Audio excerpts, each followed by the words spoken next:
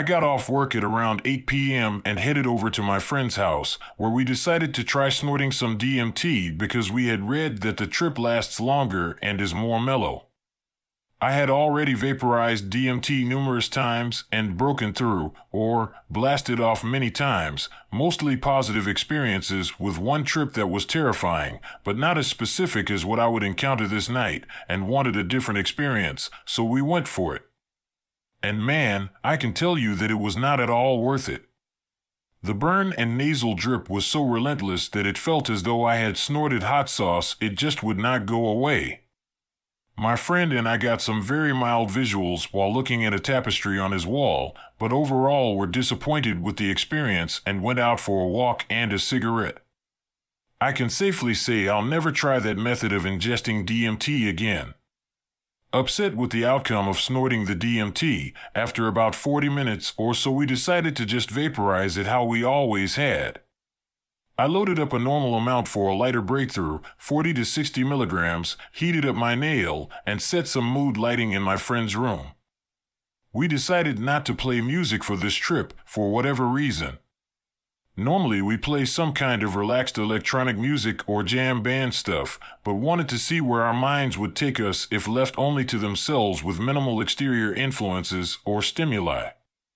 I went into the DMT realm that I had been familiar with for some time now due to previous experiences. I closed my eyes and saw a dark brown tree with female elf characters posing around it, vines entangling them with the trunk, like a painting or tapestry. The elves were facing away from the tree, which seemed to be breathing or moving in some way. These characters slowly started to move towards me and around the DMT space that my consciousness was fully occupying. They began to transform into jester-like characters, dancing and laughing and getting close to me. Several times I thought they were people that I knew. Everyone I knew and loved. Then my friend somehow unbeknownst to me was able to stand up and let his dog into the room. At this point I couldn't move and have no idea how he accomplished this. When this happened, his dog jumped onto the bed and started to try to play with us. To me this felt like a million of these jester-like creatures all pouring into the room at once, dancing with each other and welcoming me. The light from hallway was like a flood of feelings of excitement and anxiety, and with all of these jesters dancing around, became a bit overwhelming, so I opened my eyes. Upon opening my eyes, I realized that I was still laying on my friend's bed still and looked at the tapestry in front of us that we looked at in our previous, painful, and unsuccessful trip. It was a multicolored assortment of mandalas with black circles at the center. It made me feel uneasy, so I closed my eyes again to be greeted by the elves. Only this time they weren't happy to see me. They contorted and all began moving towards me slowly.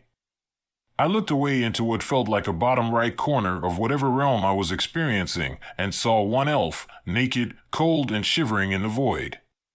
He was squatting in the dark all alone and looked back over his shoulder at me with demonic eyes. I looked away, horrified only to find that all of the other elves now resembled this lone one.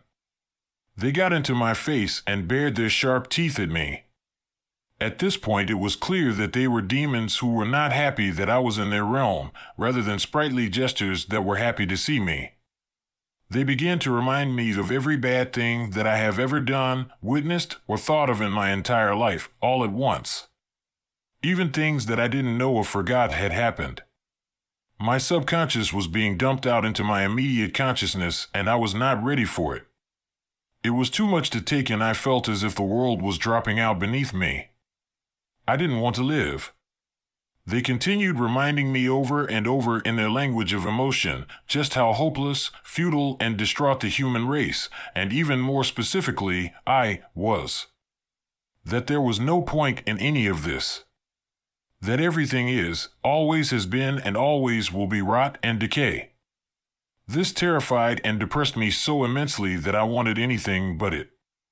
Anything, please, anything but this. I pleaded to the universe. But it wouldn't matter, because this was all that was. All that ever has been. And all that ever would be.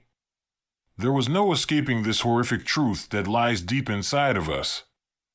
Or at least that's how I felt in the moment. I didn't want to live, I didn't want to die, and I didn't know what to do. I opened my eyes again to try to escape this hellish, demon-filled nightmare realm, only to find that the mandala in front of me and cold, lonely reality was just as bad. I felt that nothing was okay, ever had been, or ever would be again. I tried to tell myself that it was only the DMT that I had taken, but this didn't help. I closed my eyes again to just wait for the trip to pass, not knowing how much time had elapsed since my ingestion of the DMT. When I closed my eyes this time, I saw a floating skull, only it wasn't a human skull. It was deformed with an elongated and warped cranium and crooked, sharp, and unevenly sized and shaped teeth. It was writhing with millions of microscopic maggots. It had horrific, off-white, bat-like wings with many small tears in them and seemed to flash and move continuously like a very fast strobe light. I opened my eyes again trying to escape, and actually got some momentary relief from all of the horror. Stupidly, I then closed them again, hoping to return to a positive DMT space, only to see the same flying, maggot-writhing, deformed skull in greater detail. This one was too much, and I can't even try to, nor do I necessarily want to, try to explain it, so I opened my eyes and left them open, staring at the mandala in front of me in terror. I sat next to my friend, eyes wide with horror without saying a word for what felt like at least 5 or 10 minutes. Eventually we went downstairs and outside for another cigarette and he asked if I was okay, but I couldn't bring myself to even talk about what I had just experienced for a solid 15 to 20 minutes. I slowly was able to climb back into reality, but man was that a horrible, terrifying experience.